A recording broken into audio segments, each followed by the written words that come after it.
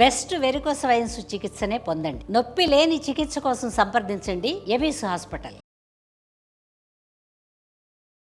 నమస్తే గురుగారు. నమస్తే అమ్మా. గురుగారు, సూర్య నమస్కారాలకు కూడా చాలా పవర్ ఉంది, సూర్య ఆరాధనకు కూడా చాలా పవర్ ఉంది. ఆదిత్యుడైన ఆరోగ్య ప్రదాత అంటూ ఉంటాం కదా. మరి మాకు అసలు ఏం తెలియదు గురుగారు. మేము సూర్య నమస్కారాలు, సూర్య ఆరాధన చేయాలంటే ఇదిగోండి ఇలా చేయండి అని చెప్పండి, మేము ఫాలో అయిపోతాం అనే వారికి మీరు చెప్పే. చక్కగా సూర్యుడు ఉదయించే క్రితమే మనం స్నానం చేయాలి. వాడు స్నానం చేసిన తర్వాత సూర్యుడు వచ్చే సమయంలో వీళ్ళు ఎదురుగుండా నిలబడి 2 చేతులు పైకెత్తి నమస్కారం చేస్తూ ఆ సూర్యుడిని శ్రీ రవయే నమః అని కానీ, శ్రీ భాస్కరాయ నమః అని కానీ, శ్రీ సవిత్రు సూర్యనారాయణ స్వామినే నమః అని కానీ, ఏదో ఒక నామంతో, ఇప్పుడు నేను చెప్పిన నామంతో వారు 12 సార్లు, అంటే 2 చేతులు ఇలా శిరస్సు పైకి పెట్టాలి. ఇలా ఒకసారి నమస్కారం అవగానే మళ్ళీ రెండోసారి నమస్కారం, మళ్ళీ చేతులు పైకెత్తుతూ ఉండాలి. ఇలా 12 సార్లు చేతులు 2 పైకెత్తి చక్కగా శ్రీ సూర్యనారాయణ స్వామినే నమః అంటూ 12 సార్లు నమస్కారం చేస్తే ద్వాదశ ఆదిత్యుడు అని ఆయనకి పేరు. కానీ 12 నమస్కారాలు ఆయనకి చేసినట్టు అవుతుంది. తద్వారా మన లోపల డి విటమిన్ చాలా బాగా వస్తుంది.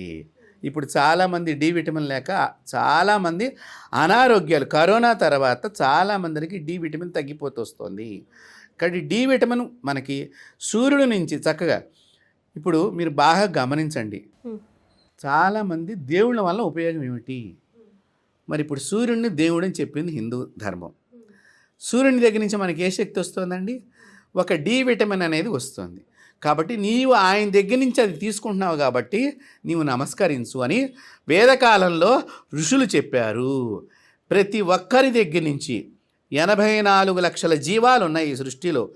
ఒక్కొక్క జీవి నుంచి ఒక్కొక్క రకమైన శక్తి ఈ మనిషిని పొందటానికే సనాతన ధర్మము, మన హైందవ ధర్మము చెట్టుకి పూజ, పుట్టకి పూజ, రాయికి పూజ, కొండకి పూజ, గుట్టకి పూజ, మట్టికి పూజ, నదికి పూజ, మనిషికి పూజ, కర్రకు పూజ, పువ్వుకి పూజ, ఇలా ప్రతి దానికి కూడా పూజ అనే అంతరార్థంలో అక్కడి నుంచి నీవు అనేక రకాలైనటువంటి ఆరోగ్యాన్ని పొందగలుగుతావని చెప్పిన ఏకైక మతం ఈ ప్రపంచంలో ఏదన్నా ఉన్నదంటే అది నా సనాతన ధర్మమే తప్ప ఇంకా ఎక్కడా ఏదీ లేదు.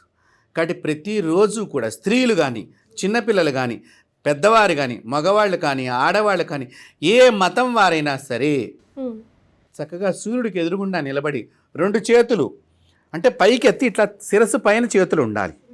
ఈ శిరస్సు పైన చేతులు పెట్టుకుని 12 సార్లు ఇలా నమస్కారం చేస్తూ మనం చెప్పినట్లయితే శ్రీ సూర్యనారాయణ స్వామినే నమః లేదా శ్రీ భాస్కరాయ నమః అని కానీ, వారు ఏది తొందరగా పలుకుతారో వారికి తొందరగా వచ్చిన నామాన్ని ఏదో ఒకటి ఆ సూర్యుడికి సంబంధించిన దాన్ని తప్పకుండా వాళ్ళు జపం చేస్తూ ఈ 12 సార్లు జపం చేస్తూ ఈ నమస్కారం అయిన తర్వాత రాగి చెంబులో నీళ్ళని మీ తులసి కోటల ఆ సూర్యుని తలుచుకుంటూ వదిలితే కనుక మీ శరీరంలో ఉన్న సర్వ దుష్కర్మల ద్వారా వచ్చినటువంటి నెగిటివ్ ఫోర్స్, నెగిటివ్ ఎనర్జీ, ఇప్పుడు ఇంగ్లీష్లో చెప్తే చాలామందికి అర్థమవుతుంది, నేను ఈ పదజాలం వాడుతున్నాను, పాపము అని అంటాం మనం తెలుగులో, ఇవన్నీ కూడా ఆ తులసి మాత దగ్గరికి వెళ్ళిపోతాయి.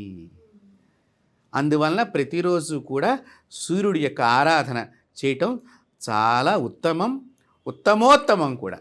ప్రత్యక్ష దేవుడు సూర్య భగవానుడే అంటాం మనం, చంద్రుడిని అనము. అవును, చంద్ర నమస్కారాలను కూడా ఏమీ లేవు గురుగారు. కానీ చంద్ర ఆరాధన మనస్కారకుడు కదా, మనశ్శాంతి కోసం చంద్రుడిని ఆరాధిస్తాం. మరి ఆయన ఎలా ఆరాధించాలంటారు? చంద్రుడిని ఆరాధన చెయ్యాలంటే సాయంకాలం చంద్రోదయం అయిన తర్వాత, అందులో చందమామ అని మామయ్యతో పోలుస్తూ ఉంటాం. చంద్రుడిని ఆరాధన చెయ్యాలి అంటే సాయంకాలం చంద్రోదయం అయిన తర్వాత మనం ఈ ఆరాధనని ఎక్కువగా ప్రాధాన్యత ఇవ్వాలి.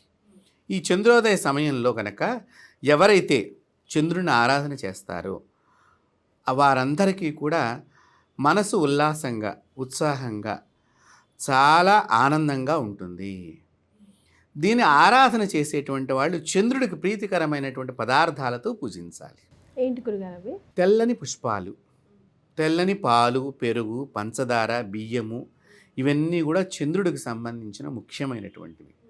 అందుకనే అన్నాన్ని తింటేనే అమ్మయ్య అని మనశ్శాంతి అవుతుంది. మజ్జిగన్నం తిన్న తర్వాత ఇంకా మనశ్శాంతి అవుతుంది. మీరు ఎన్ని రకాలుగా మీరు 25 ఇడ్లీ తినండి, 25 చపాతీ తినండి, అనేక రకాలైనటువంటి మసాలా దినుసులు తినండి, కానీ ఇంత మజ్జిగన్నం తింటే కడుపు నిండినట్టుగా పూర్వం వాళ్ళందరూ కూడా అమ్మయ్య అని అనేటువంటి ఒక భావన.